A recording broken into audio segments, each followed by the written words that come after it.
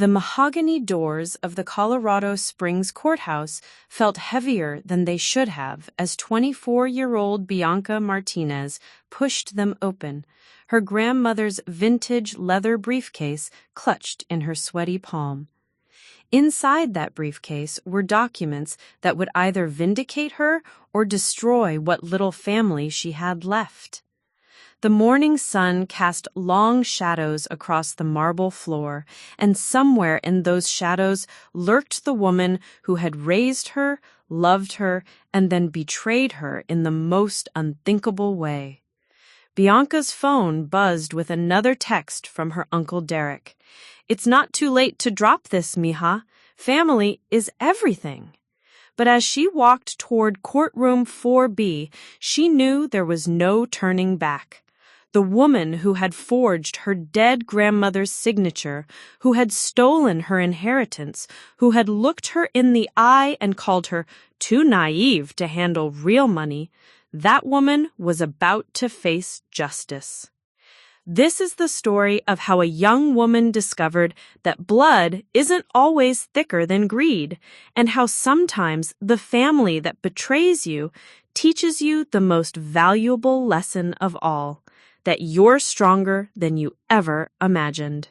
Before we jump back in, tell us where you're tuning in from, and if this story touches you, make sure you're subscribed, because tomorrow I've saved something extra special for you. 3 months earlier, Bianca Martinez was living what most people would consider a perfectly ordinary life in Denver. She worked as a junior marketing coordinator at a sustainable clothing startup, split rent on a cozy apartment with her college roommate Maya, and spent her weekends hiking the Rocky Mountain trails that had captured her heart since childhood. At 24, she had that restless energy of someone who knew bigger things were coming, but wasn't quite sure what they looked like yet. The call came on a Tuesday morning while she was reviewing social media analytics for their fall campaign. Her phone displayed Aunt Carmen, the woman who had been more like a second mother to her since her parents died in a car accident when Bianca was 16. Carmen Rodriguez had stepped in without question, taking custody of Bianca and providing the stability she desperately needed during those dark teenage years. "Bianca, honey, I have some sad news." Carmen's voice carried that familiar mix of strength and tenderness that had gotten Bianca through high school graduation, college applications, and heartbreaks. "Your grandmother Elena passed away last night. She went peacefully in her sleep." The world seemed to pause. Grandma Elena, 91 years old and sharp as a tack until the very end, had been the matriarch of their small but tight-knit family. She lived in her original adobe house in Pueblo, the same house where she'd raised 4 children as a single mother after her husband died young. Elena Martinez had been a force of nature, a seamstress who built a small empire of alteration shops throughout southern Colorado, a woman who spoke 3 languages and could negotiate deals that made grown men nervous. "The funeral is Friday," Carmen continued. "I know this is hard, but we need to start thinking about arrangements." She left some instructions. Bianca took bereavement leave and drove the 2 hours south to Pueblo, where she'd spent countless summers as a child. The familiar scent of green chili and desert sage hit her as soon as she stepped out of her Honda Civic. Carmen was waiting on the front porch of Elena's house, looking older than her 58 years, her usually immaculate black hair showing gray roots, and her eyes red-rimmed from crying. They fell into each other's arms, and for a moment, Bianca felt like that scared 16-year-old again, grateful beyond words for this woman who had chosen to love her when the world felt like it was falling apart. The funeral was beautiful in the way that celebrations of long, well-lived lives can be. The church was packed with people whose clothes Elena had altered, whose children she had helped through school, whose businesses she had quietly supported over the decades. Bianca gave a eulogy about her grandmother's hands, how they had taught her to sew, to cook, to garden, and most importantly, to work for what she wanted in life. After the burial, the extended family gathered at Elena's house for the traditional meal. Bianca wandered through the rooms she remembered from childhood, touching the Virgin of Guadalupe statue in the hallway, the hand-carved wooden furniture in the living room, the collection of vintage sewing machines that Elena had restored as a hobby in her later years. This house held so many memories: summer afternoons learning to make tamales, evening stories about Elena's journey from Mexico to Colorado as a young bride, quiet moments of wisdom shared over cups of café con leche. It was Carmen who brought up the will. Elena left everything very clear, she said, gathering the family in the living room after most of the guests had gone home. She had me help her organize all her papers last year when she was getting her affairs in order. Bianca's uncle Derek and Aunt Sophia nodded solemnly. Elena's youngest son, Carlos, shifted uncomfortably in his chair. These were the people who had been Bianca's safety net after her parents died, the ones who showed up for graduations and birthdays, who called to check in on her during finals week. The house goes to Carlos since he's been helping with maintenance for years, Carmen continued, reading from a folder of documents. The sewing business assets get divided between Derek and Sophia, and... She paused, looking directly at Bianca. The financial investments, the savings accounts, the CDs, the stock portfolio Elena built over 60 years, those go to Bianca. The room went quiet.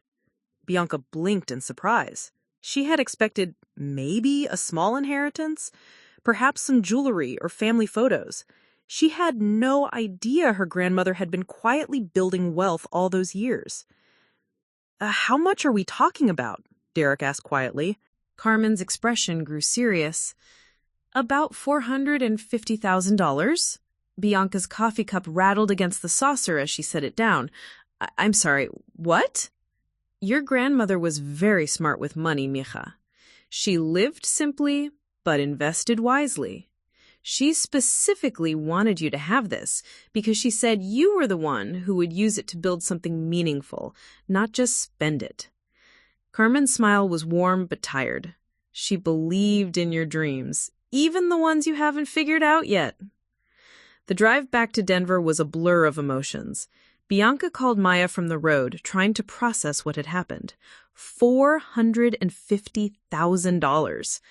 It was enough to pay off her student loans, maybe buy a small house, or even start the nonprofit she'd always dreamed about, something focused on helping young women in underserved communities access education and job training. But underneath the excitement was something else, a nagging feeling that Carmen had seemed different while reading the will, distant, not quite meeting her eyes. It was probably grief, Bianca told herself. They were all processing loss in different ways. Over the next few weeks, Bianca threw herself into research. She read about investment strategies, talked to financial advisors, and started sketching out business plans for the nonprofit.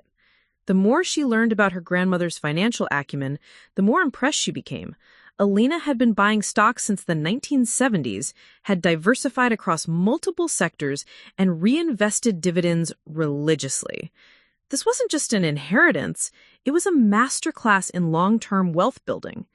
When she called Carmen to discuss next steps for transferring the accounts, her aunt's response was strangely evasive. "These things take time, honey. There's paperwork, legal processes. You know how slow these institutions can be." "But it's been 3 weeks," Bianca pressed. "The lawyer you recommended hasn't even returned my calls." "Just be patient. Everything will work out." That weekend, Bianca decided to drive back to Pueblo to visit Elena's grave and maybe stop by the house to collect some family photos.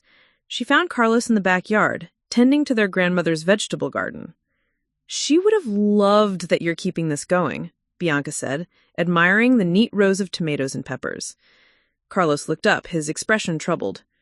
"Bianca, can I ask you something? About the will?" "Of course." "Did Carmen show you the actual document? Like, let you read it yourself?" Something cold settled in Bianca's stomach. "What do you mean?" "It's probably nothing, but..."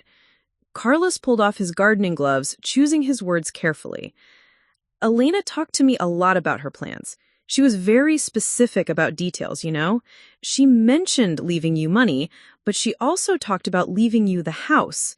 Said something about how you were the only one who truly appreciated this place, all the history here." Bianca stared at him. "She left the house to you?" I know what Carmen said, but Elena and I had a conversation just 2 months before she died. She was worried about you living in that expensive city, struggling with rent. She said this house would give you roots, a foundation to build from. The world tilted slightly. Are you sure? I could be wrong. Memory plays tricks. But, Bianca... Carlos looked around the garden, at the house where 4 generations of their family had lived and loved and built their dreams. Elena was 91, but she was sharp right until the end. She wouldn't have been inconsistent about something this important. That night, Bianca couldn't sleep. She kept thinking about Carmen's behavior, the way she'd avoided eye contact, the lawyer who wouldn't return calls. She thought about Elena's voice during their last conversation, how excited her grandmother had sounded about Bianca's future, how she'd said cryptically, "I'm making sure you'll have choices, mija, real choices." By dawn, she had made a decision. She drove to the Pueblo County Courthouse as soon as it opened and requested a copy of Elena Martinez's official will. The clerk was helpful and efficient, and within an hour, Bianca was sitting in her car in the parking lot, staring at documents that made her blood run cold. According to the official will filed with the county, Elena had indeed left her the house, along with all financial assets. Everything. Carlos was supposed to receive a small monetary gift and some personal items. Derek and Sophia were left the business assets, as Carmen had said, but nothing else. But that wasn't the most shocking discovery. At the bottom of the will, where Elena's signature should have been strong and confident as always, there was something else entirely. The handwriting was shaky, uncertain, nothing like the bold script that had signed birthday cards and Christmas gifts for years. Bianca pulled out her phone and called the number for Elena's longtime attorney, the one who had actually drafted the will, not the lawyer Carmen had recommended. When she explained who she was, the elderly attorney's voice grew grave. "Miss Martinez, I'm so sorry for your loss. Your grandmother was a remarkable woman. I was surprised when her daughter called to say you'd decided not to contest the alterations." "I'm sorry, what alterations?" A long pause. "Perhaps you should come see me as soon as possible." 2 hours later, Bianca sat across from attorney Benjamin Walsh in his downtown Pueblo office, surrounded by law books and family photos that suggested decades of service to the community. Walsh had known Elena for over 30 years, had helped her navigate the legal aspects of building her business empire. "Your grandmother came to see me 6 months before she passed," Walsh explained, his weathered hands folded on the desk. "She wanted to update her will to ensure you inherited everything, the house, the financial portfolio, all of it. She was very specific about her reasoning. She said you were the one with vision, the one who would honor her legacy by building something meaningful." Walsh pulled on manila folder. "This is the will Elena signed in my office, witnessed by my secretary and notarized properly. When I heard that a different will had been filed with the county, one that significantly reduced your inheritance, I became concerned." Bianca's hands shook as she reviewed the authentic will. Elena's signature was bold and unmistakable, exactly as she remembered. The date was clear, 6 months before Elena's death. But somehow a different will, dated just 2 weeks before Elena died, had been filed instead. A will that gave most of the inheritance to Carmen, with only a small portion going to Bianca. "Mr. Walsh, the woman who filed the other will, that was my Aunt Carmen, Elena's daughter, the woman who raised me after my parents died." Walsh's expression grew deeply troubled. "Miss Martinez, I'm very sorry to tell you this, but based on my examination of the document filed with the county, that signature is not your grandmother's. Furthermore, Elena never came to my office during those final 3 weeks. She was too ill to travel by then." The room seemed to spin around Bianca. The woman who had been her sanctuary, her safety net, her second mother. She had forged Elena's signature and stolen Bianca's inheritance. As she sat in that law office, holding the real will in trembling hands, Bianca felt something she had never experienced before. A complete shattering of trust that reached all the way back to that scared 16-year-old who thought she was being rescued. But underneath the betrayal, underneath the shock and hurt, something else was beginning to stir. Elena had believed in her enough to leave her everything. Her grandmother had seen something in her that even she didn't fully see in herself yet. And now Elena's final gift wasn't just money or property. It was a test of strength, a challenge to fight for what was right, even when the fight was against the people you loved most. Bianca walked out of that law office with a choice to make: stay silent and preserve what was left of her family, or honor her grandmother's true wishes and expose the woman who had raised her as a fraud. The spark of what would become the most challenging battle of her young life had been lit. Preparing and narrating this story took us a lot of time, so if you are enjoying it, subscribe to our channel. It means a lot to us. Now, back to the story. The drive from Attorney Walsh's office to her apartment in Denver felt like the longest 2 hours of Bianca's life. The authentic will sat in her passenger seat like a loaded weapon, Elena's bold signature seeming to pulse with accusation in the late afternoon sunlight streaming through the windshield. Every mile that passed brought new waves of disbelief, anger, and something else she couldn't quite name: a hollow ache where her trust in Carmen used to live. By the time she pulled into her apartment complex, Bianca's phone had buzzed 17 times with texts from Carmen. "How was your visit to Pueblo? Hope you're doing okay, honey. Call me when you get home safely." Each message felt like sandpaper against her raw emotions. How many lies had been hidden behind those caring words over the years? Maya was in the kitchen making dinner when Bianca walked in, still clutching the manila folder containing the real will. Her roommate took one look at her face and immediately turned off the stove. "What happened? You look like you've seen a ghost." Bianca collapsed onto their secondhand couch and told Maya everything about the courthouse discovery, Attorney Walsh's revelation, the forged signature that wasn't Elena's distinctive handwriting. Maya listened without interruption, her expression shifting from confusion to outrage to something that looked like protective fury. "Are you absolutely certain about this?" Maya asked when Bianca finished. "I mean, I know Carmen practically raised you after your parents died. This seems impossible. Yeah, I keep hoping I'm wrong." Bianca spread the documents across their coffee table, the authentic will next to photocopies of the fraudulent one. "Look at these signatures, Maya. Elena's real signature has that distinctive flourish on the M in Martinez. She always signed her name like she was proud of it, you know? This other one," she pointed to the forged document, "it's shaky, uncertain, nothing like her."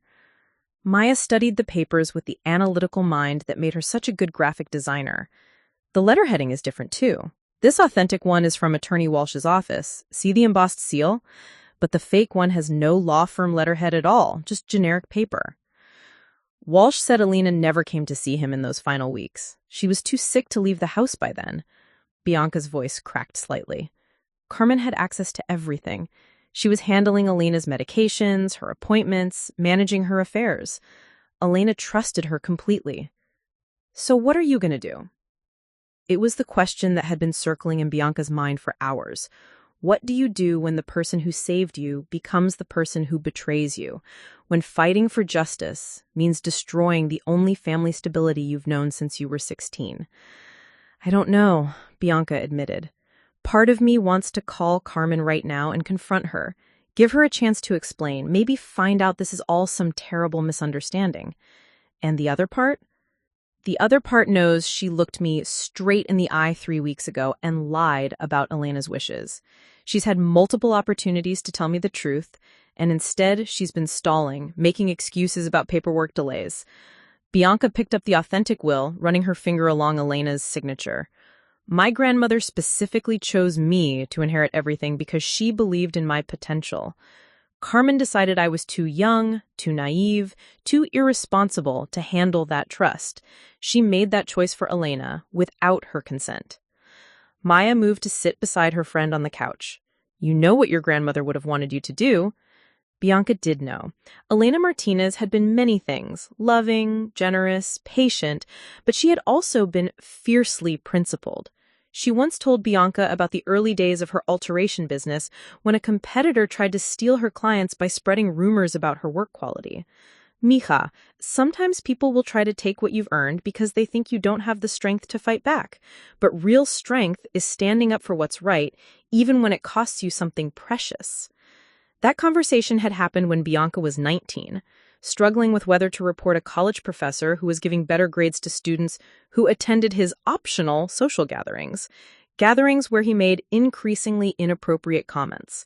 Elena's advice had given her the courage to file a formal complaint, even though it meant dealing with uncomfortable questions and skeptical administrators. The professor was eventually terminated, and 3 other students came forward with similar experiences. Now, at 24, Bianca faced a much harder version of that same choice. She spent the evening researching inheritance fraud, learning about the legal process for contesting wills, understanding what she would need to prove her case in court. The more she read, the clearer it became that she had a strong case. The authentic will was properly witnessed and notarized. There was clear evidence of forgery, and she had attorney Walsh as a witness to Elena's true intentions. But she also learned about the emotional toll these cases could take. Families destroyed by accusations and legal battles, relationships severed permanently over money disputes. The websites she found were full of stories about siblings who hadn't spoken in years, children estranged from parents, extended families fractured beyond repair. Around midnight, her phone rang. Carmen's name appeared on the screen, and for a moment she considered not answering. But she needed to hear Carmen's voice, needed to search for some sign that this could all be resolved without destroying everything. "Hi, Tia," she said, using the affectionate title she'd called Carmen since childhood. "Bianca, honey, I've been worried about you. You haven't returned my calls today." Carmen's voice carried that familiar warmth, the tone that had comforted Bianca through countless teenage crises. "How was your visit to Pueblo?" "It was educational," Bianca chose her words carefully, not ready to reveal what she knew. "I spent some time at the courthouse, looking into Elena's estate paperwork." A barely perceptible pause. "Oh, why would you need to do that?" "Just wanted to understand the process better, make sure everything was handled properly." Bianca waited, giving Carmen an opportunity to come clean voluntarily. "Of course everything was handled properly. I made sure of that. Your grandmother's wishes are being respected exactly as she intended." The lie landed like a physical blow. Carmen's voice hadn't changed. Still warm, still caring, but now Bianca could hear something else underneath. A careful control, a measured quality that suggested someone choosing their words very deliberately. "Carmen, can I ask you something?" "Anything, you know that." "Did you ever actually see Elena sign the will? Were you there when she made these decisions?" Another pause, longer this time. "Bianca, honey, why are you asking these questions? Elena left very clear instructions.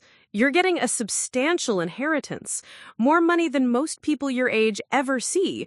You should be grateful, not suspicious." There it was, the deflection, the implication that Bianca was being ungrateful rather than careful. It was a manipulation tactic so subtle that Bianca might have missed it if she hadn't been listening for it. "I am grateful," Bianca said quietly. "I'm grateful that Elena believed in me enough to leave me everything she worked her whole life to build." Dead silence on the other end of the line. "Carmen, are you there?" I think you may be confused about some details, Mija. Grief can make us remember things differently than they actually happened. Elena loved you, but she was practical about money. She knew you'd need guidance managing such a large sum. So she left most of it to you instead. She left it in trust with me as the administrator to ensure it would be used wisely. It's still yours, just with proper oversight until you're more mature. Another lie. The fraudulent will hadn't mentioned any trust arrangement. It had simply given the bulk of the inheritance directly to Carmen, with only a token amount going to Bianca. "I see," Bianca said, her voice steady despite her racing heart. "And when exactly did Elena make this decision about the trust arrangement?" "Bianca, I don't like your tone." I've sacrificed a lot to take care of Elena's affairs and make sure everyone gets what they deserve. I expected more gratitude from you." The conversation was spiraling into familiar territory, Carmen positioning herself as the victim, making Bianca feel guilty for asking reasonable questions. It was a dynamic Bianca recognized from her teenage years, when Carmen would use guilt and emotional manipulation to control difficult situations. The difference was that back then, Bianca had actually done something wrong. This time, she was simply seeking the truth. "You're right," Bianca said, making her voice sound appropriately chastened. "I'm sorry. I'm still processing everything, and I guess I'm not thinking clearly." Carmen's tone immediately softened. "Of course, honey, this is a difficult time for all of us. Why don't you come to Pueblo this weekend? We can go through Elena's personal items together, and I can explain the inheritance arrangements in more detail." "That sounds good. I'll see you Saturday." After hanging up, Bianca sat in her dark living room for a long time, processing what had just happened. Carmen had lied repeatedly and then tried to manipulate her into feeling guilty for asking questions. There had been multiple opportunities to tell the truth, and Carmen had chosen deception every single time. The next morning, Bianca called in sick to work and drove back to Pueblo. But instead of going to Elena's house, she went directly to Attorney Walsh's office. "Mr. Walsh, I've decided to contest the fraudulent will. I want to honor my grandmother's true wishes and expose what Carmen has done." Walsh nodded gravely. "It won't be easy, Ms. Martinez. Family court cases involving inheritance fraud can be particularly painful. Are you prepared for what this might mean for your relationship with your aunt?" Carmen made that choice when she decided to forge Elena's signature. "I'm just choosing to fight for what Elena actually wanted." "Very well. We'll need to file a petition with the court to set aside the fraudulent will and probate the authentic one. We'll also need to request a handwriting analysis and potentially pursue criminal charges for document forgery." As Walsh explained the legal process, Bianca felt something settling into place inside her chest, a sense of purpose she'd never experienced before. This wasn't just about money or property. This was about honoring Elena's memory, respecting her choices, and proving that Bianca was exactly as strong and capable as her grandmother had believed. Elena had worked for 60 years to build her wealth, making countless small sacrifices and smart decisions. She had specifically chosen Bianca to carry that legacy forward, to use those resources to build something meaningful. Carmen had decided to override Elena's wishes based on her own judgment about what Bianca could handle. But Elena had been right to trust her. Bianca was strong enough to handle this inheritance, and she was definitely strong enough to fight for it. By the time she left Walsh's office that afternoon, the legal process was in motion. Papers would be filed within the week. Carmen would be served with court documents. Their family would never be the same. But as Bianca drove home to Denver, she felt something she hadn't experienced in the 3 weeks since Elena's death. Peace. She was doing exactly what her grandmother would have wanted her to do. She was standing up for what was right, even though it was going to cost her something precious. The scared 16-year-old who had been so grateful for Carmen's rescue was gone. In her place was a young woman who understood that sometimes the people who save you also try to control you, and sometimes loving someone means refusing to let them make your choices for you. Elena's final lesson was beginning to unfold. Real strength isn't about avoiding conflict.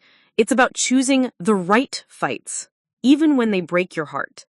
The court documents were served to Carmen on a Thursday morning in October, delivered by a professional process server to Elena's old house, where Carmen had been staying to manage estate affairs. Bianca knew this because her uncle Carlos called her 20 minutes after it happened, his voice tight with disbelief. "Bianca, what the hell is going on?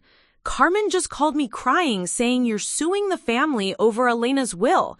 She's claiming you're trying to steal everyone's inheritance." Bianca was at her desk at the marketing firm, trying to focus on a campaign for sustainable sneakers while her personal life imploded around her. She stepped into an empty conference room and closed the door. "Carlos, did Carmen tell you what the lawsuit actually says?" She said you're contesting the will because you think you deserve more money, that you hired some fancy lawyer to intimidate an old woman who's still grieving her mother. The distortion of facts was breathtaking. Carmen had already begun crafting a narrative that painted Bianca as greedy and ungrateful, conveniently omitting the part about document forgery and Elena's authentic wishes. "That's not what's happening," Bianca said carefully. "I found Elena's real will, Carlos, the one she actually signed 6 months before she died. Carmen filed a different document with forged signatures." "That's a serious accusation. It's a serious crime. I have handwriting experts examining both documents. The signatures don't match." Carlos was quiet for a long moment. "Bianca, even if what you're saying is true, this is going to destroy our family. You know that, right?" It was the argument she'd been dreading, the one that had kept her awake for 3 nights running. The Martinez family wasn't large, just Carmen's children, Derek and Sophia and their kids, Carlos and his 2 teenagers, and Bianca herself.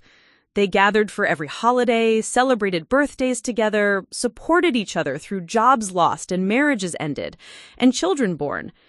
Now she was asking them to choose sides in a legal battle that would determine whether their sister and aunt was a criminal. "Elena chose me to inherit her life's work," Bianca said. "Carmen decided Elena was wrong and forged documents to override her wishes. I'm not destroying this family, Carlos. Carmen already did that when she chose fraud over honesty." "But why now? Why drag this through the courts instead of working it out privately?"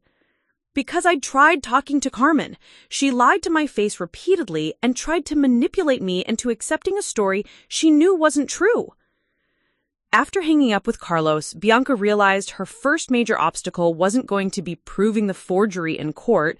Attorney Walsh was confident they had overwhelming evidence for that. The real challenge was going to be the emotional manipulation campaign that Carmen was clearly orchestrating to isolate Bianca and frame her as the villain. By Friday afternoon, the calls started coming in earnest. First, her Aunt Sophia, Carmen's younger sister, with a voice full of disappointment. "Bianca, honey, I'm so surprised by this. Carmen has always been there for you. How can you repay her kindness by dragging her through court?" Derek, more direct, "This is about money, isn't it? You think you deserve Elena's whole estate instead of sharing it with the family who actually took care of her in her final years?" The most painful call came from Carmen's daughter Isabella, who was only 2 years older than Bianca and had been like a sister growing up. "Bianca, my mom is devastated. She's barely eating, barely sleeping. She keeps saying she failed Elena by not protecting her will from being challenged. Is money really worth destroying the woman who raised you?" Each conversation felt like emotional quicksand. The family had closed ranks around Carmen, accepting her version of events without question. They saw Bianca as the aggressor, attacking a grieving mother who had selflessly managed Elena's affairs. The idea that Carmen could have committed fraud was apparently so unthinkable that they refused to consider the evidence. The isolation was devastating. These were the people who had been her safety net since her parents died, who had shown up for her college graduation, who texted her encouragement during difficult work projects. Now their messages had stopped entirely, replaced by an uncomfortable silence that made Bianca feel like she was 16 and alone all over again. But the emotional manipulation campaign was just the beginning of her obstacles. The following week, Attorney Walsh called with concerning news. "Bianca, we've encountered some complications with the estate accounts. It appears that significant funds have been moved from Elena's investment portfolios to accounts controlled by Carmen." "What do you mean moved?" As executor of the fraudulent will, Carmen had legal authority to manage the estate assets while probate was pending. She's transferred approximately $200,000 to what she claims are estate management accounts, but these accounts are in her name only. Bianca sank into her desk chair, feeling the ground shift beneath her feet again. Can she do that legally? Under normal circumstances, an executor has broad authority to manage estate assets, including moving funds for legitimate purposes like paying debts, taxes, or administrative costs. However, given that we're challenging the will itself, these transfers look highly suspicious. What does this mean for the case? It means we need to file an emergency motion to freeze all remaining assets and demand an accounting of every transaction Carmen has made since Elena's death. But Bianca, I have to warn you, this is going to get expensive quickly. Emergency motions, asset investigations, expert witnesses for handwriting analysis, we're looking at substantial legal fees. Money! Of course it came back to money. The inheritance she was fighting for would be significantly reduced by the legal costs required to claim it. Carmen knew this, of course. Every day the case dragged on, every legal maneuver required would eat into the estate Elena had worked decades to build. That weekend, Bianca made a difficult decision. She took out a personal loan against her car to cover the initial legal expenses, knowing she was betting her financial stability on winning a case against a woman who had raised her and taught her everything she knew about resilience. The emergency hearing was scheduled for the following Tuesday. Bianca took another day off work. Her boss was starting to notice the pattern of absences and drove to Pueblo to meet Walsh at the courthouse. Carmen was there with her own attorney, a sharp-eyed woman in an expensive suit who looked like she specialized in making people uncomfortable. It was the first time Bianca had seen Carmen since learning about the fraud, and the sight hit her like a physical blow. Carmen looked genuinely devastated. Her usually perfect hair was unkempt, her face was puffy from crying, and she moved with the fragile uncertainty of someone who had aged years in a few weeks. When their eyes met across the courthouse hallway, Carmen's expression was pure heartbreak. "Bianca," she said, approaching despite her lawyer's restraining hand on her arm, "please, can we talk just for a moment?" Against Walsh's advice, Bianca stepped aside with the woman who had been her guardian for 8 years. "I don't understand why you're doing this," Carmen said, her voice breaking. "Everything I did was to protect Elena's legacy and make sure her wishes were honored. She was worried about you, about whether you were ready for this kind of responsibility." "Carmen, Elena never signed the will you filed. We both know that." "She was so sick in those final weeks, mija. Sometimes she would sign things and not remember. The medication made her confused. I was just trying to ensure her true intentions were carried out." It was a new version of the story, more sophisticated than the earlier lies. Carmen was now claiming that Elena had been mentally impaired when she signed the authentic will, and that the forged document actually reflected her true wishes from when she was supposedly more lucid. "Elena was sharp as a tack until the day she died," Bianca said firmly, "and she would never have wanted you to forge her signature, regardless of what she intended to leave to whom." Carmen's face crumpled. "You raised me, Bianca. I took you in when you had nowhere else to go. I sacrificed my own plans to make sure you had stability and love. How can you repay that by publicly accusing me of being a criminal?" The guilt hit like a tsunami. Carmen was right about the sacrifices she had made. She had rearranged her entire life to take custody of a traumatized teenager, had attended every parent-teacher conference, had co-signed for Bianca's student loans, had celebrated every achievement as if Bianca were her own daughter. But underneath the guilt, Bianca heard Elena's voice from that long-ago conversation about the college professor. Sometimes people will try to take what you've earned because they think you don't have the strength to fight back. "I love you, Carmen," Bianca said quietly, "but loving someone doesn't mean letting them steal from you, even if they think it's for your own good." The hearing itself was brief but revealing. Carmen's attorney argued that the transfers were legitimate estate management activities, providing a detailed accounting that showed funds moved to pay for Elena's medical bills, funeral expenses, and estate taxes. But under Walsh's questioning, some troubling patterns emerged. Carmen had paid herself a $5,000 monthly executor fee that was unusually high for estate management. She had purchased a new car, claiming it was necessary for estate business, but registered it in her personal name. Most damagingly, she had transferred $50,000 to an account she shared with her daughter Isabella, claiming it was for family support during the grieving process. The judge granted a partial asset freeze and ordered a complete forensic accounting of all estate transactions. Carmen's face was stone cold as the ruling was read, but Bianca caught her exchanging a worried glance with her attorney. Walking out of the courthouse, Walsh was cautiously optimistic. The financial irregularities strengthen our case significantly. It's becoming clear that Carmen's motive wasn't just about thinking you were too young. She was also personally benefiting from the fraud. But Bianca felt no satisfaction from this small victory. She had just publicly accused her guardian of financial crimes in a courtroom full of people who knew their family. Word would spread through Pueblo's tight-knit community within hours. Carmen's reputation, built over decades of community involvement and business success, was now permanently tainted by accusations of elder fraud and document forgery. That evening, Bianca's phone buzzed with a text from Isabella. "I hope you're proud of yourself. Mom can barely get out of bed. She's talking about moving away from Pueblo because she's so humiliated. Was destroying her worth whatever money you think you're going to get?" Bianca stared at the message for a long time before turning off her phone. She was fighting for Elena's wishes and her own future, but the cost was becoming clearer every day. Win or lose, the family that had been her anchor since 16 was disintegrating around her.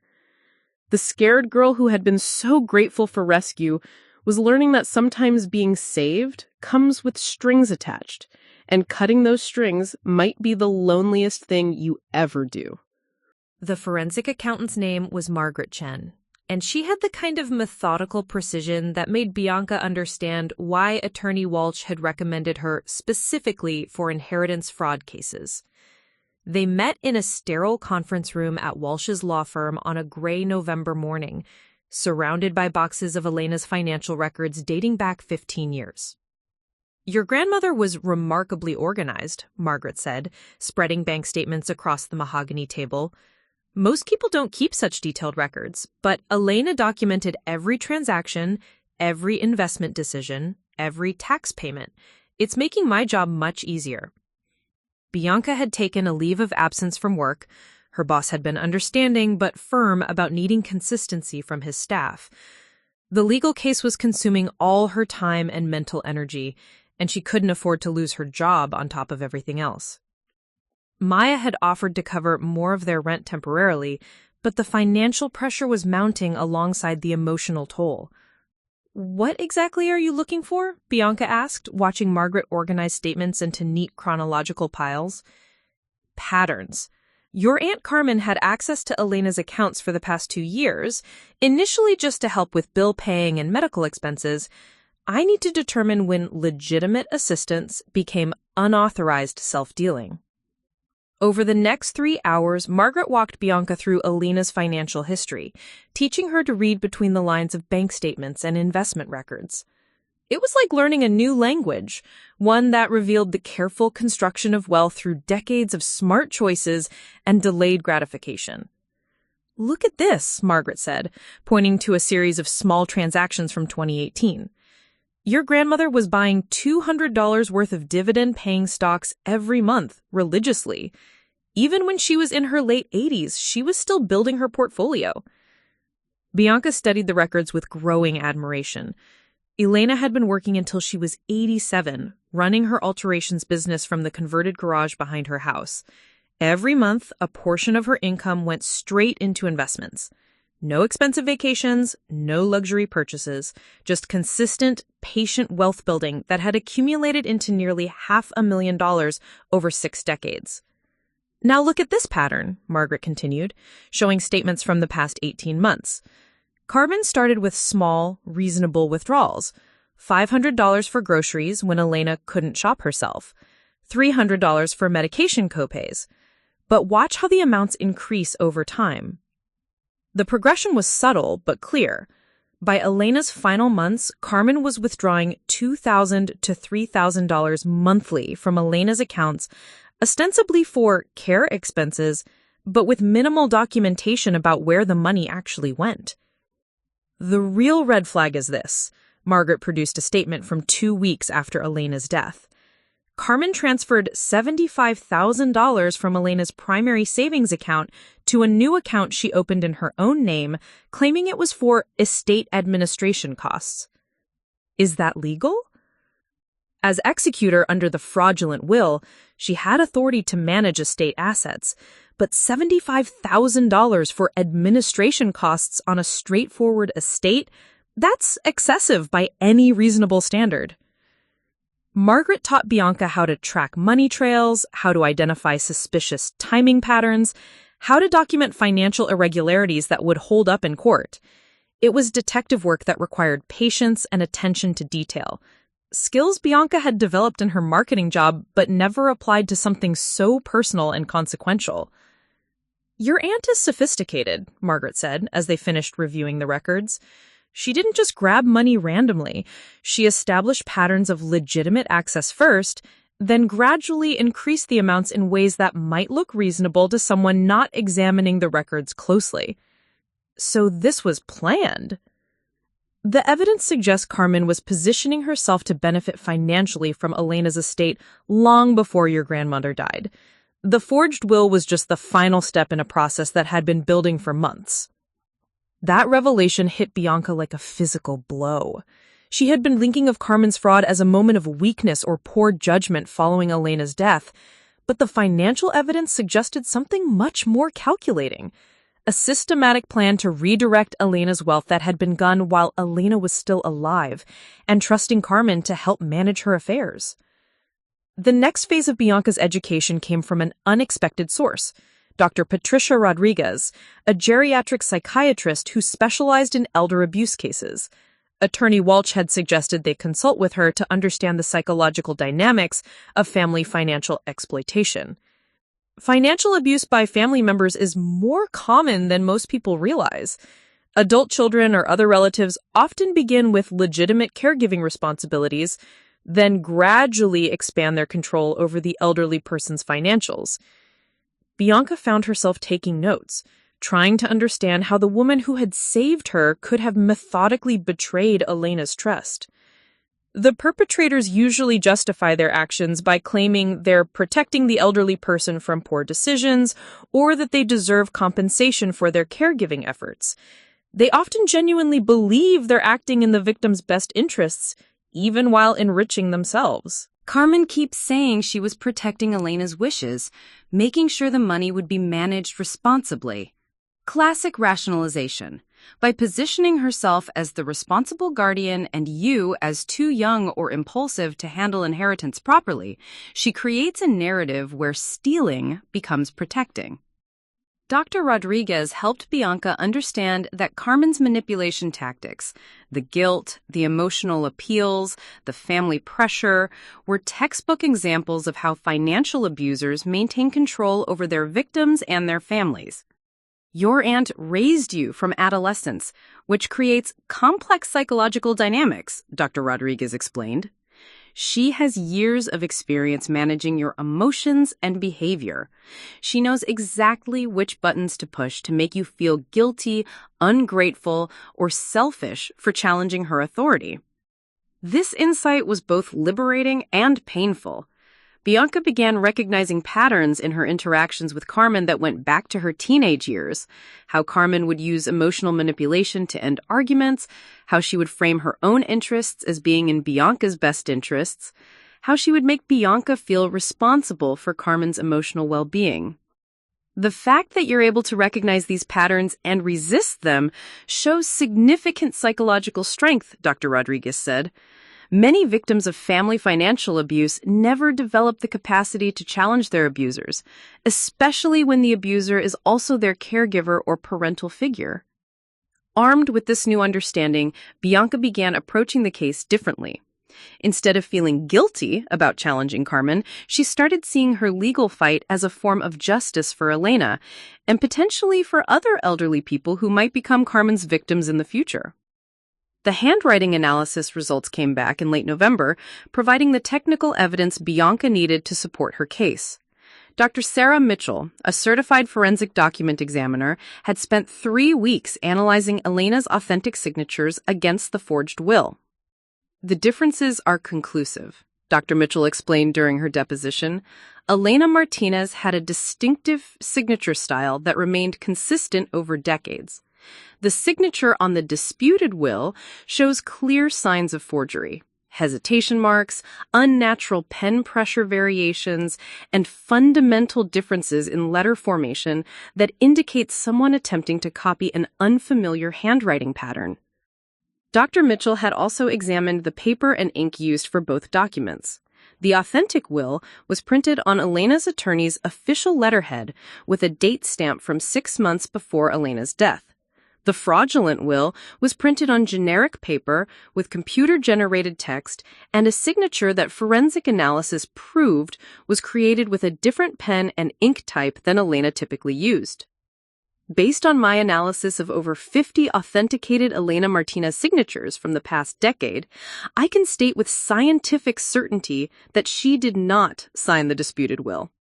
This technical evidence was devastating to Carmen's position, but Bianca had learned enough about legal strategy to understand that proving forgery was only half the battle. They also needed to demonstrate Carmen's motive and opportunity, establish a timeline of financial irregularities, and counter the narrative Carmen was building about Elena's supposed mental incapacity. Working with attorney Walsh, Bianca developed a comprehensive understanding of inheritance law, document authentication procedures, and elder abuse prosecution strategies. She learned to read depositions, analyze expert testimony, and understand courtroom procedures. The process was transforming her from a passive victim of fraud into an active participant in seeking justice.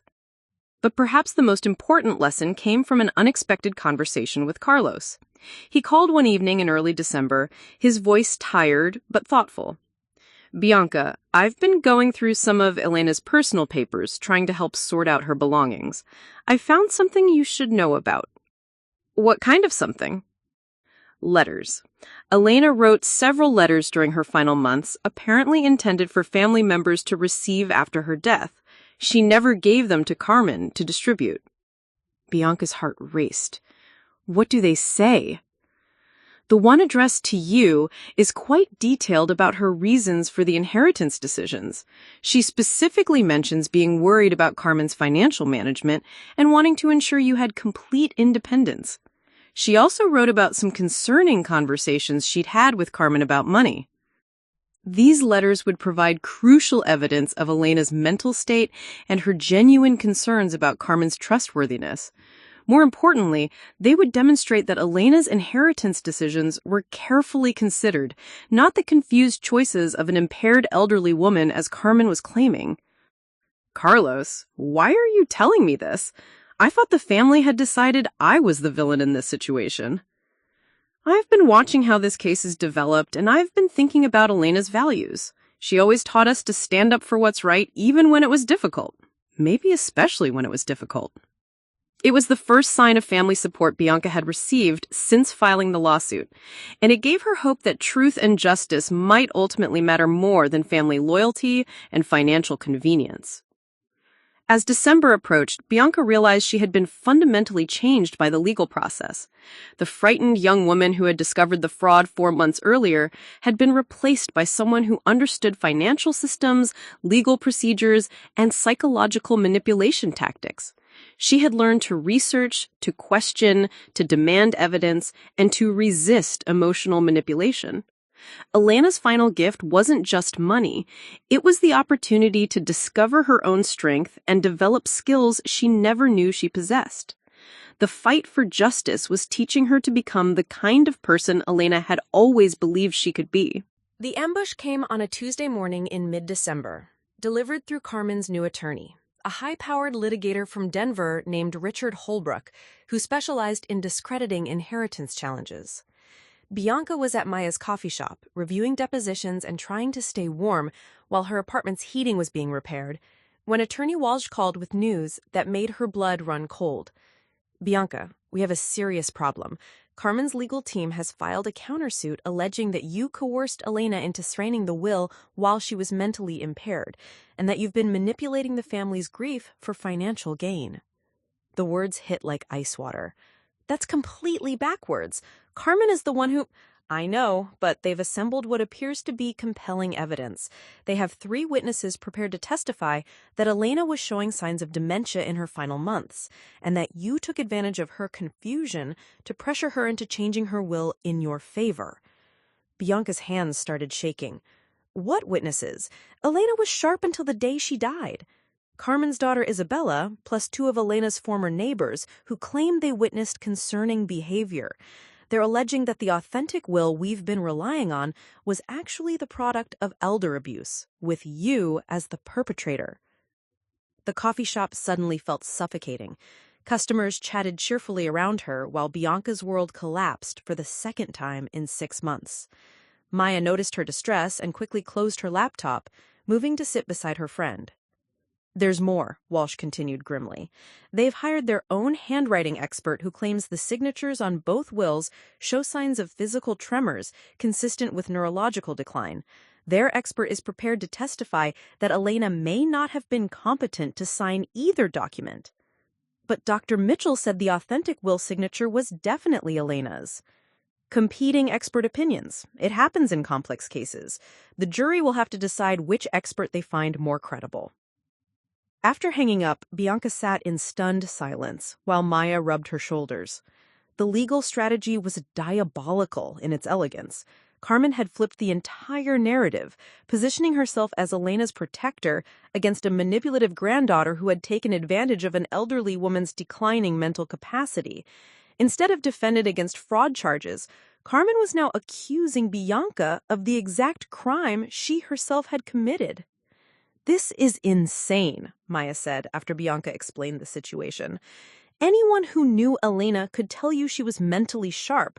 Remember that conversation we had with her last Christmas about cryptocurrency? She understood the technology better than half the people at your marketing firm. But as Bianca thought about it, she realized how Carmen could construct a convincing case. Elena had been 91 years old, living alone, managing complex financial affairs. To outsiders unfamiliar with her actual mental acuity, it might seem plausible that she had been vulnerable to manipulation. The psychological warfare intensified over the following days. Isabella called Bianca directly, her voice cold with accusation. I can't believe you're willing to destroy Elena's memory to get money. Everyone in Pueblo is talking about how you manipulated a sick old woman.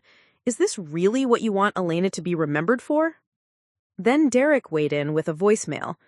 Bianca, I've been thinking about Elena's last few months, and honestly, she did seem confused sometimes. Maybe what you thought was a clear mind was actually dementia. Maybe you convinced yourself she wanted to give you everything because that's what you wanted to hear. The most devastating blow came from an unexpected source. Dr. Amanda Foster, Elena's primary care physician for the past decade, agreed to review Elena's medical records for Carmen's legal team. Her preliminary assessment, leaked through court filings, suggested that Elena had been showing subtle but concerning signs of cognitive decline in her final year. This changes everything, Walsh admitted during their emergency meeting. If Elena's own doctor testifies that she may have been experiencing dementia, it undermines our entire case. Juries are very sympathetic to stories about elderly people being taken advantage of by family members. Bianca felt the walls closing in. Dr. Foster saw Elena every 3 months. She never mentioned any concerns about mental capacity. Carmen's team is arguing that the signs were subtle and that Elena was skilled at hiding her confusion during brief medical appointments. They're painting a picture of a proud woman who refused to admit her limitations. The financial pressure was mounting alongside the legal challenges. Bianca had already spent $15,000 on legal fees, exhausting her savings and maxing out credit cards. The forensic accounting, expert witnesses, and document analysis were far more expensive than she had anticipated.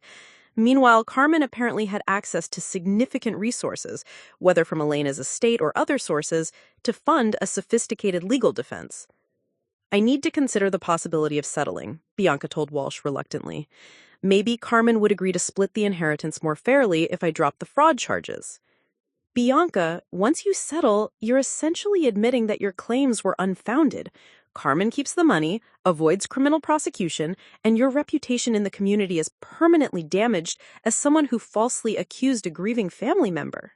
But the alternative was risking everything on a trial where the outcome was no longer certain. Carmen's legal team had successfully muddied the waters, creating enough doubt about Elena's mental capacity and Bianca's motives to make conviction uncertain. The breaking point came during Bianca's deposition with Carmen's attorney, Richard Holbrook. He was a silver-haired man in his 60s with the kind of courtroom presence that made witnesses second-guess themselves before they even started speaking. "Miss Martinez," Holbrook began, his tone deceptively friendly, "can you describe your financial situation at the time of your grandmother's death?" "I was working full-time, paying rent and student loans like most people my age." "You were struggling financially?" "I was managing my expenses responsibly." "Yet you stood to inherit nearly $500,000 from Elena's estate. That would have solved all your financial problems, wouldn't it?" Walsh objected, but Holbrook's point was clear. He was establishing motive, suggesting that Bianca's financial pressures had motivated her to manipulate Elena into changing her will. "Did you ever discuss Elena's will with her directly?" "We talked about her estate planning, yes." "Did you suggest that she leave you more money than she had originally planned?" "I never asked Elena for anything." "But you did know that she was reconsidering her estate plans in your final months together." The question was a trap. If Bianca said yes, it suggested she had been involved in influencing Elena's decisions. If she said no, it suggested she was lying or unaware of Elena's mental state. "Elena mentioned she wanted to ensure I had opportunities to build a meaningful life." "So you were aware that she was considering changing her will to benefit you more substantially?" "I was aware that she cared about my future." Holbrook then spent 3 hours systematically dismantling Bianca's credibility, suggesting she had deliberately isolated Elena from other family members during her final months, that she had pressured a vulnerable elderly woman into making financial decisions she wouldn't have made when mentally sharp, and that she was now using sophisticated legal tactics to cover up her own elder abuse. By the time the deposition ended, Bianca felt psychologically battered. Holbrook had made her sound like a calculating manipulator who had taken advantage of a confused old woman. Even though she knew the accusations were false, she could see how convincing they might sound to a jury unfamiliar with Elena's actual personality and mental capacity. That evening, Bianca called her old college friend Jennifer, who was now a social worker specializing in elder abuse cases in Phoenix. She needed perspective from someone outside the legal and family dynamics. "Jen, I'm starting to doubt myself. What if Elena really was more confused than I realized? What if I somehow influenced her without meaning to?" "Bianca, I've worked with hundreds of elder abuse cases.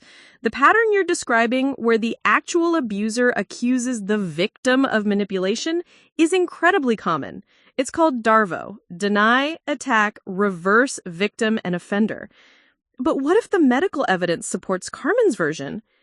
Think about your actual interactions with Elena in her final months. Did she seem confused, disoriented, unable to follow complex conversations?" Bianca thought carefully. Elena had been physically frail, but intellectually engaged right until the end. She had been following news stories, managing her own medication schedule, asking detailed questions about Bianca's work projects, and making sophisticated observations about family dynamics. No, she was completely herself, maybe more tired, but mentally sharp. Then trust your direct experience over legal manipulation tactics. Elder abusers are often very sophisticated at constructing alternative narratives that make their victims look like the perpetrators. But Jennifer's reassurance couldn't change the legal reality. Carmen's team had successfully created reasonable doubt about Elena's mental capacity and Bianca's motives.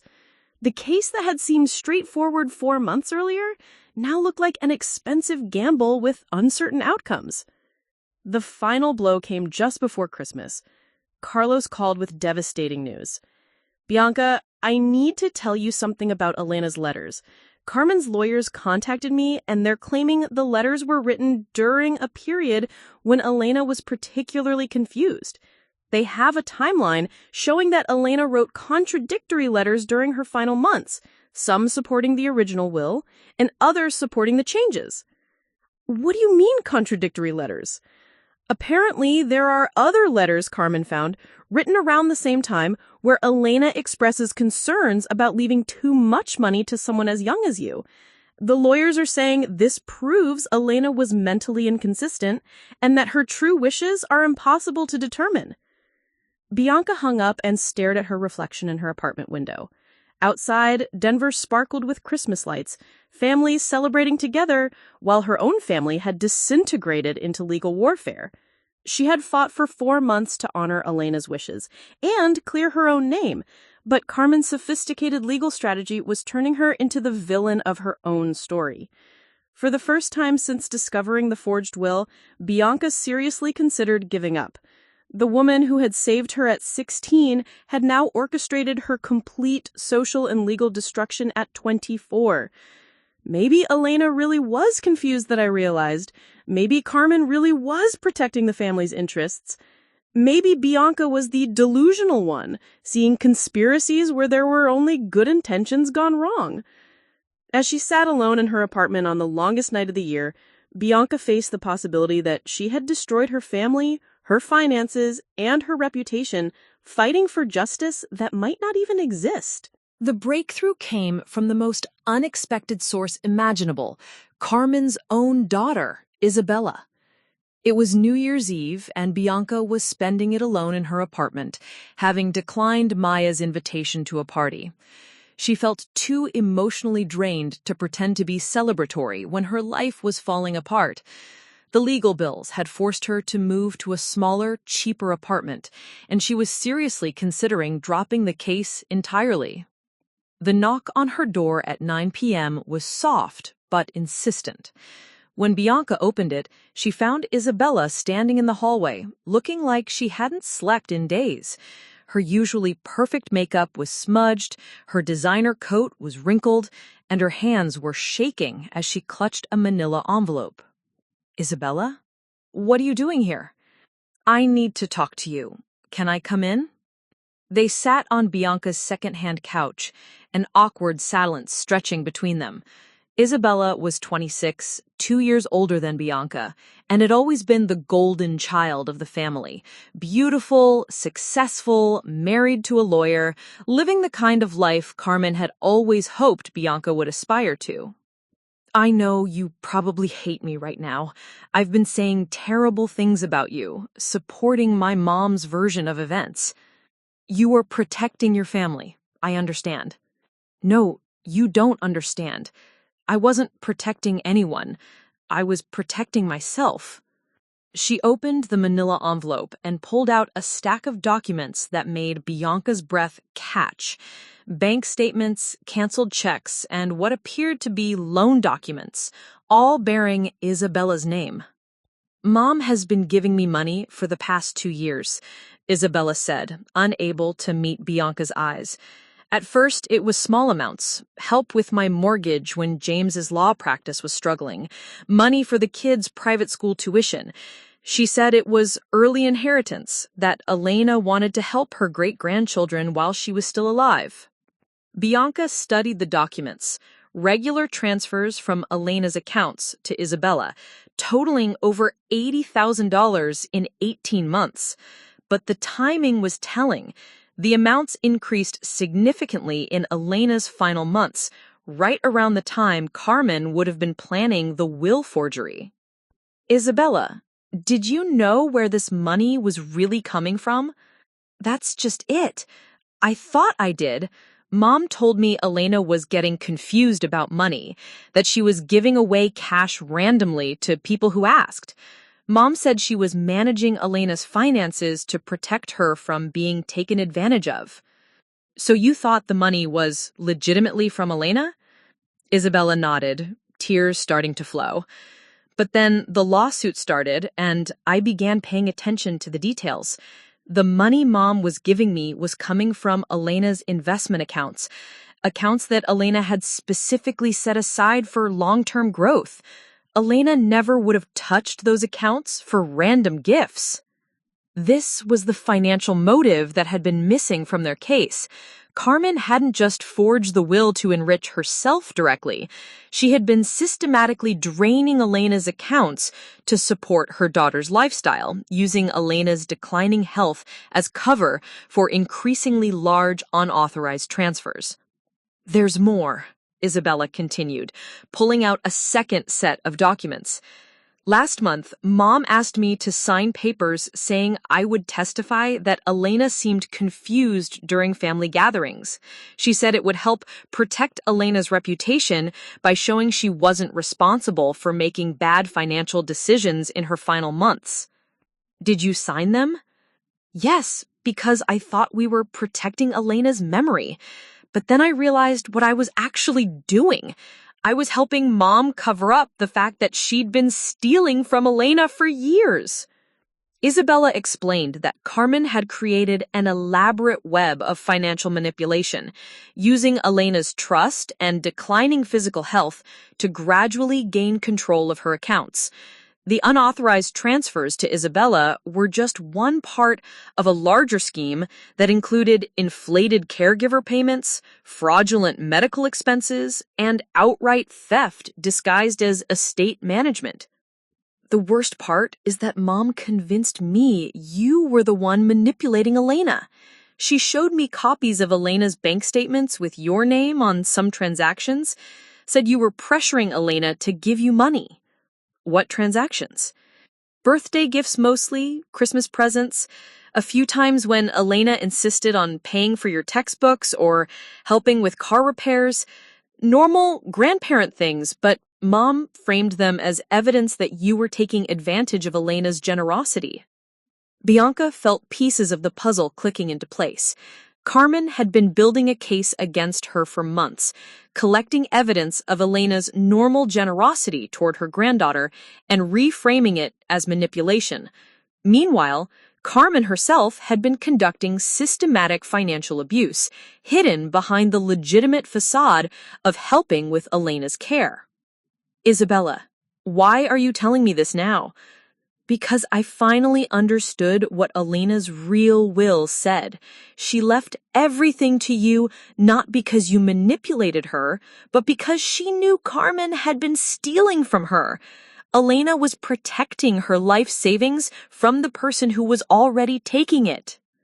Isabella reached into her purse and pulled out one more document, a handwritten note in Elena's distinctive script. I found this in Mom's bedroom when I was looking for my birth certificate. She kept it hidden with her important papers. "Mija, I need you to know that I'm aware of what your mother has been doing with my money. I don't blame you. You thought it was legitimate help from someone who loves you.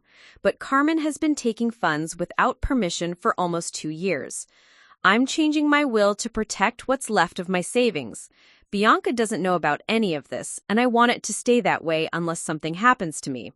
If I die unexpectedly, make sure someone looks at my bank records carefully. Elena." Bianca stared at the note, Elena's words swimming through her tears. Her grandmother had known about the theft all along, but had been protecting both Bianca and Isabella from the knowledge. The will change hadn't been about favoring Bianca. It had been about salvaging what Carmen hadn't already stolen.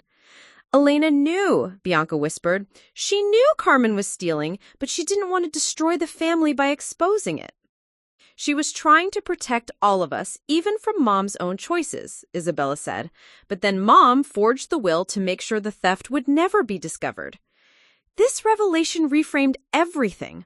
Elena's authentic will wasn't just about inheritance distribution, it was about financial protection. By leaving everything to Bianca, Elena was ensuring that Carmen couldn't continue the systematic theft under the guise of estate management. "Bianca, are you willing to testify about all this in court?" "I have to. Mom has been using me to commit perjury, and she's been stealing from Elena while making you look like the criminal. It has to stop. But Isabella's decision to come forward created a new problem: family loyalty versus legal obligation. Carmen had raised Isabella, had been a devoted mother and grandmother, had genuinely believed she was making good decisions for people she loved. Exposing her financial crimes would destroy her reputation and potentially send her to prison. Isabella, if you testify, Carmen could face criminal charges: fraud, elder abuse, perjury. These are serious felonies. I know, but if I don't testify, you could lose everything fighting against lies I helped create. Elena wanted justice not just for you, but for the principle that people shouldn't be able to steal from elderly family members and get away with it. Over the next week, Isabella worked with Attorney Walsh to prepare her testimony and organize the evidence of Carmen's financial manipulation. The additional bank records she provided showed a clear pattern of escalating theft, with Carmen becoming increasingly bold about unauthorized transfers as Elena's health declined. The evidence was overwhelming. Carmen had stolen approximately $125,000 from Elena over 18 months, disguising the theft as legitimate caregiving expenses and family support. She had then forged Elena's will to ensure the remaining assets would come under her control, preventing any investigation of the missing funds. But the most powerful evidence was Elena's hidden note, which demonstrated that she had been fully aware of the theft and mentally competent when she made her final estate planning decisions. The authentic will wasn't the confused choice of an impaired elderly woman. It was the calculated protection strategy of someone who understood exactly what was happening to her finances. This changes everything, Walsh explained during their strategy meeting. Carmen's entire defense was based on claiming Elena was mentally impaired and that you had manipulated her. But Elena's note proves she was thinking clearly and that she knew exactly why she needed to protect her assets from Carmen. What happens now? We file an amended complaint that includes the new evidence of systematic financial abuse. Carmen's countersuit becomes impossible to maintain once Isabella testifies about the unauthorized transfers and the pressure to commit perjury. The legal momentum shifted dramatically. Carmen's high-powered attorney, Richard Holbrook, found himself defending against much more serious charges than simple will disputes. Elder financial abuse was a felony in Colorado, and the evidence Isabella provided made conviction highly likely. More importantly, the family dynamics began to change. Carlos called to apologize for doubting Bianca's claims, admitting that he should have questioned Carmen's explanations more carefully. Derek and Sophia remained loyal to Carmen, but stopped actively pressuring Bianca to drop the case. The truth has a way of emerging, Walsh told Bianca as they prepared for the next phase of litigation. Carmen thought she could control the narrative by attacking your credibility, but she couldn't control Isabella's conscience forever. But Bianca's victory came with a heavy price. Isabella's decision to testify against her mother had essentially ended their relationship. Carmen refused to speak to her daughter and had cut off all financial support. Isabella was facing her own financial crisis while dealing with the emotional trauma of exposing her mother's crimes. "I keep wondering if there was another way," Isabella confided during one of their preparation sessions. "Some way to get justice for Elena without destroying what's left of our family. Your mom made those choices when she decided to steal from Elena and frame me for manipulation. You're not destroying the family, you're refusing to let the destruction continue." As January turned to February, Bianca realized that Elena's final lesson was more complex than she had initially understood. It wasn't just about fighting for what's right.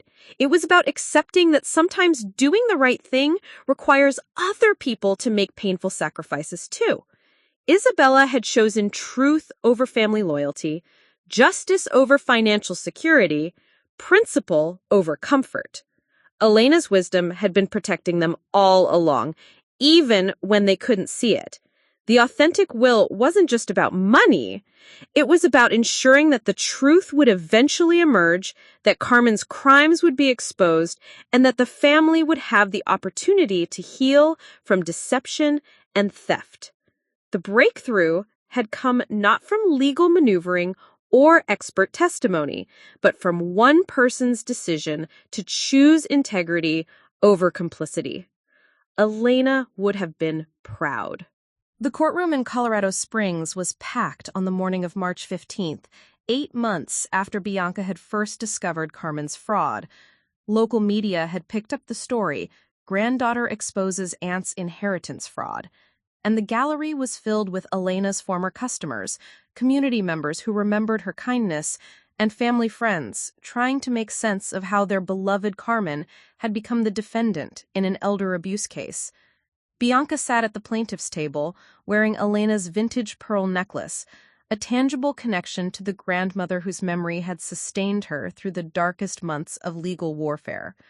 Attorney Walsh had prepared her thoroughly, but nothing could ease the surreal experience of watching the woman who had raised her face potential criminal charges. Carmen looked smaller somehow, diminished by months of legal stress and family fractures. Her usual confidence had been replaced by a brittle composure that threatened to crack at any moment. She sat beside Richard Holbrook, who, despite his reputation as a skilled litigator, appeared to be managing a case that had become unwinnable. Judge Margaret Thompson, a no-nonsense jurist with 30 years of experience in family and probate law, called the proceedings to order. This case involves allegations of inheritance fraud, elder financial abuse, and document forgery. The court will hear evidence regarding the authenticity of Elena Martinez's final will and the circumstances surrounding her estate planning decisions. Isabella's testimony was the centerpiece of Bianca's case. She took the stand wearing a simple black dress, her hands trembling slightly as she was sworn in. For 45 minutes, she methodically described Carmen's systematic theft from Elena's accounts, the pressure to commit perjury, and the discovery of Elena's hidden note revealing her awareness of the financial abuse. "Did you understand at the time that your mother was stealing from Elena?" Attorney Walsh asked. "No, I believed my mother when she said Elena was giving away money randomly due to confusion. I thought she was protecting Elena from her own poor judgment," Isabella replied, her voice steady despite visible emotional strain. "When did you realize the truth?" "When I saw the lawsuit documents and understood what Elena's real will said. I realized my mother had been lying about everything: Elena's mental state, the legitimacy of the money transfers, even my role in covering up the theft." Carmen's attorney attempted to discredit Isabella's testimony, suggesting she was lying to protect herself from criminal liability. But the documentary evidence was overwhelming. Bank records, Elena's handwritten note, and a clear timeline showing escalating unauthorized transfers that coincided with Elena's declining health. Dr. Sarah Mitchell, the forensic document examiner, testified next about her analysis of Elena's signatures. Using enlarged photographs and sophisticated comparison techniques, she demonstrated conclusively that the signature on Carmen's will was a forgery.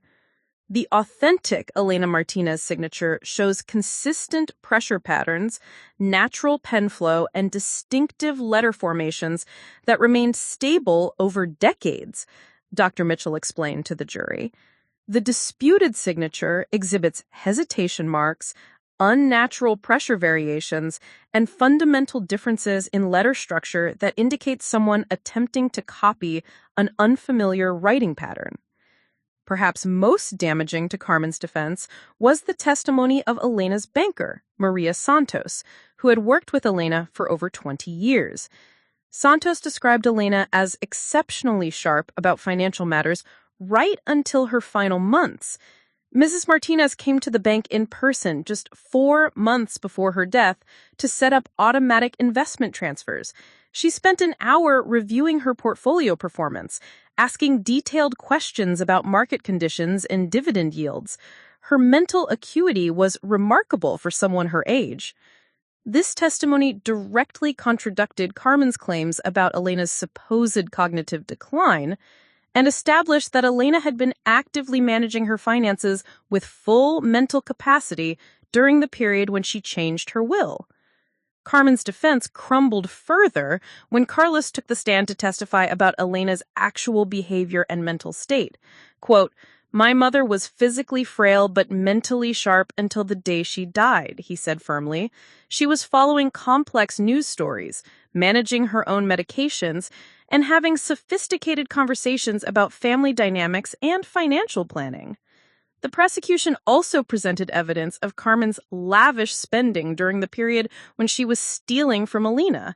Credit card records showed expensive dinners, designer clothing purchases, and a luxury vacation to Mexico, all funded by unauthorized withdrawals from Elena's accounts. When Carmen finally took the stand in her own defense, her testimony was devastating to her case. Under cross-examination, she became defensive and contradictory, unable to explain why Elena's supposed confusion hadn't been documented by medical professionals or why she had hidden Elena's authentic will from the family. "Mrs. Rodriguez, did you forge Elena Martinez's signature on the will dated 3 weeks before her death?" Walsh asked directly. "I was protecting Elena's true wishes. She was confused about money in her final weeks." "That's not what I asked. Did you forge her signature?" A long pause.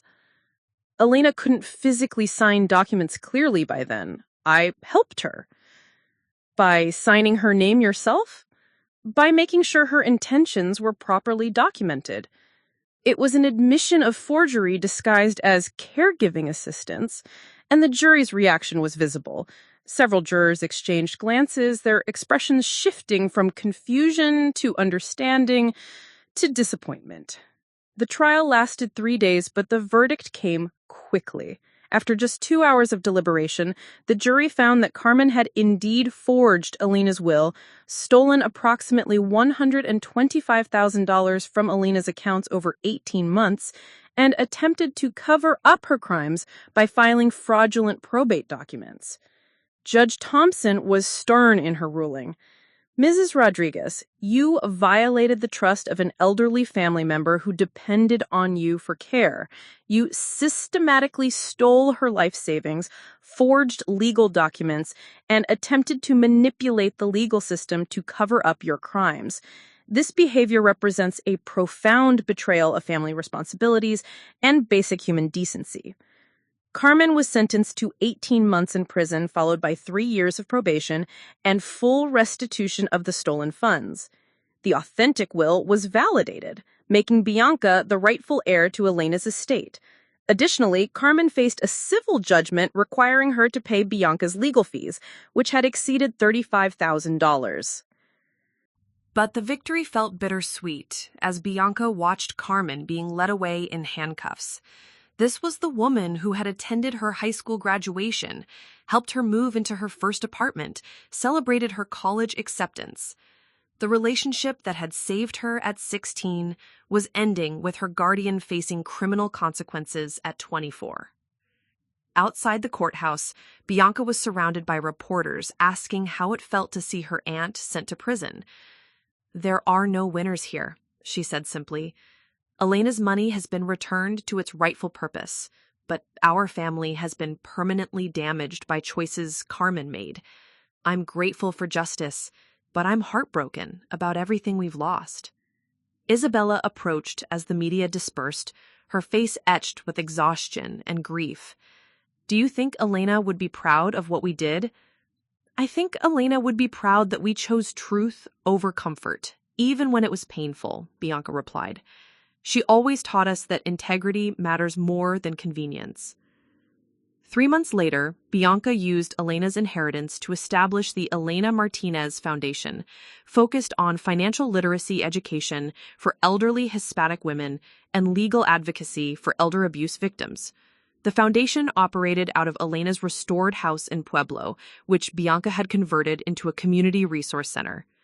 The first program launched was free financial planning workshops taught in both English and Spanish, helping elderly community members understand investment basics, recognize financial manipulation tactics, and protect themselves from family exploitation.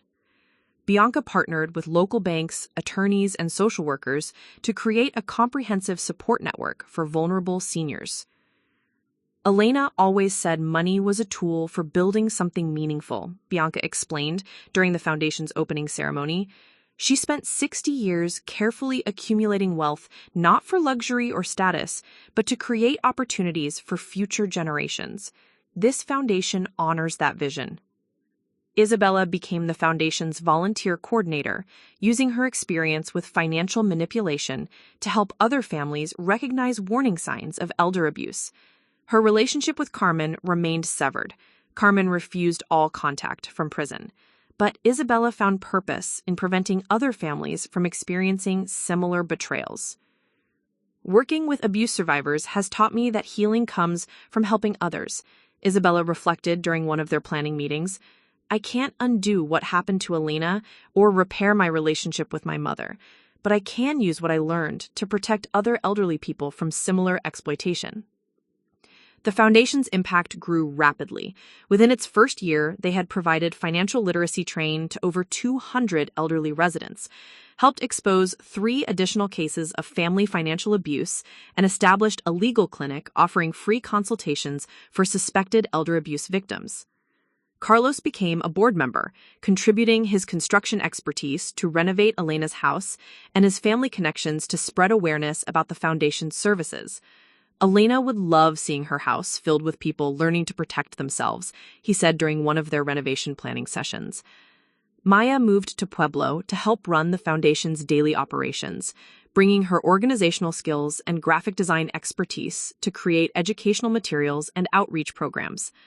Bianca has become exactly the person Elena believed she could be, strong enough to fight for justice, wise enough to use her victory for community benefit.